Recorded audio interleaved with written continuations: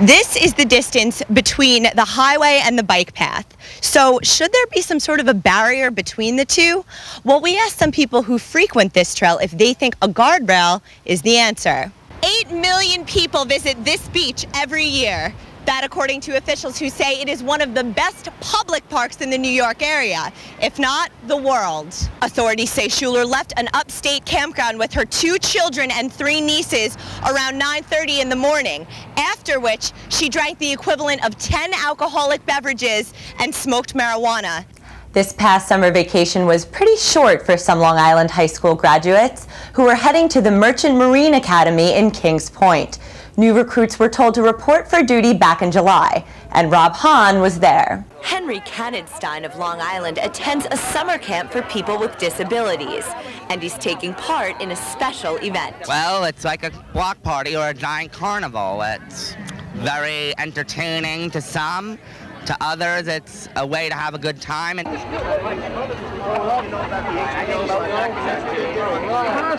Camp Anchor at Lido Beach recently held its annual block party, put on by the Nassau County Police Department.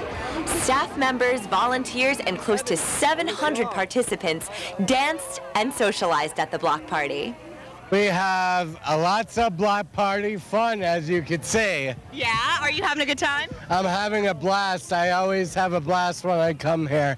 Campers got to pet a police horse, play on this inflatable slide, and tried to conquer this obstacle course. Oh, that I had to climb up this big wall or something. That's like a rock climbing thing. I don't know. But you got it done. Yeah, I got done. Some of the brave carnival goers here tried this obstacle course, but others say they just wanted to relax and enjoy the food. My favorite part is food and games. I like the games and snacks.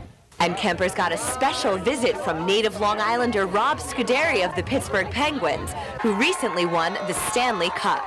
Since I grew up around here, you get your one day with the Stanley Cup, and I decided to bring it down here to the beach and kind of sharing it with the community that you grew up with. When we asked Henry why this event is important to him, he told us it's because of the turnout. Well, it's not a matter of special importance, it's a matter of people come, and that's what matters here. At Lido Beach, Rebecca Fath, LI News Tonight. Ah, the sweet smell of barbecue. For people walking into Smoke and Al's barbecue joint in Massapequa, the scent is part of the dining experience. They sure people love before they come in smelling that aroma. But residents living near the restaurant say the distinct aroma isn't so sweet when you have to smell it all the time. Describe the smell. As a burnt barbecue smell, and it's a constant smell. So in order to reduce the odor that some residents say is infiltrating their houses, owner Al Horowitz is having a carbon filtration system installed on the roof of his restaurant, which he says should be completed in about 8 weeks. I'm very confident that this should, according to the information I'm getting, take the aroma away.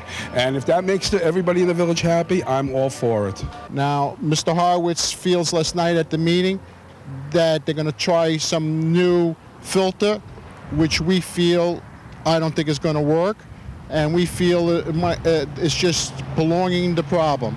Those Massapequa Park residents who live close to Smoke and Al's say it's not that they dislike the smell of barbecue, but they say because the smell is constant and overbearing, it's affecting their quality of life. Mr. Horowitz claims that the smell is a sweet smell.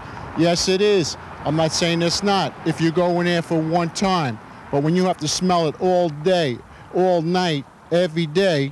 Even though there's some controversy surrounding his restaurant and skepticism over whether or not the new filtration system will work, Horowitz says he'll do anything he can to fix the problem. I wouldn't be doing it if I wasn't optimistic. Like I say, it's new. I'm trying anything I could possibly can to make it work. In Massapequa Park, Rebecca Fath, LI News Tonight.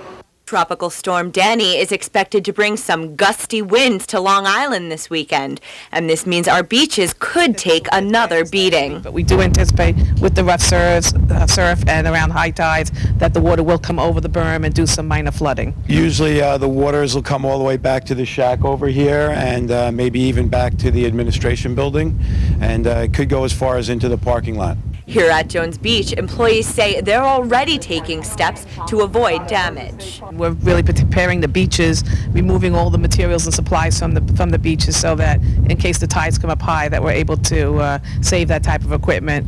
But they're not too concerned because they say the beach will naturally return to its normal state after the storm passes. Just kind of used to it. I did it last week, and it can absorb it pretty well.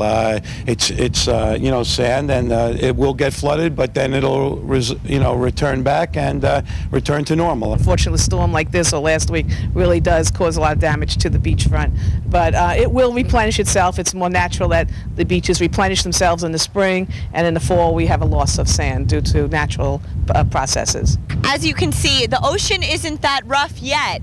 But beach employees say this is just the calm before the storm. They say tomorrow we can expect 12 to 14 feet waves, which will make for extremely dangerous swimming conditions. So unless you're a trained lifeguard, stay out of the water. It'll create strong rip currents, very strong rip currents. Last week they didn't allow anyone to swim, and I think that's a prudent thing to do. It'll take someone, they'll get in it, and they'll shoot out like they're in a flume. At Jones Beach, Rebecca Fath, LI News Tonight.